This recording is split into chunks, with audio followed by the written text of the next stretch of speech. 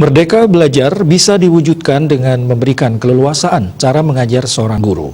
Dengan demikian, potensi siswa akan lebih terlihat.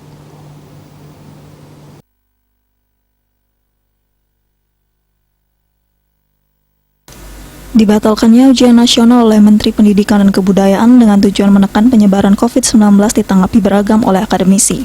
Ujian nasional yang tidak lagi dijadikan tolak ukur keberhasilan siswa tanpa disadari akan mampu memberikan ruang gerak yang lebih leluasa terhadap guru. Selain itu, proses belajar mengajar juga akan bisa disesuaikan dengan budaya dan tradisi di masing-masing daerah.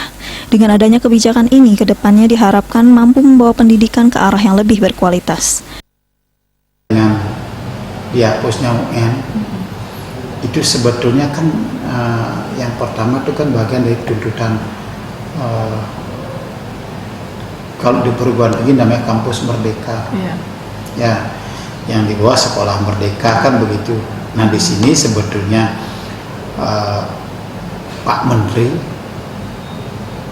menerjemahkan itu melalui sekolah merdeka itu. Apa yang dikatakan Pak Menteri berkait dengan penghapusan UN itu dasarnya kuat sekali.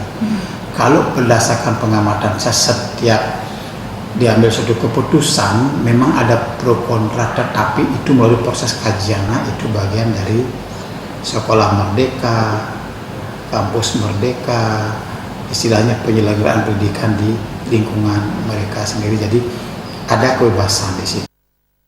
Kebijakan ini juga membuat peran guru semakin jelas karena aspek penilaian bukan hanya melalui bidang studi tetapi juga karakter dan lainnya.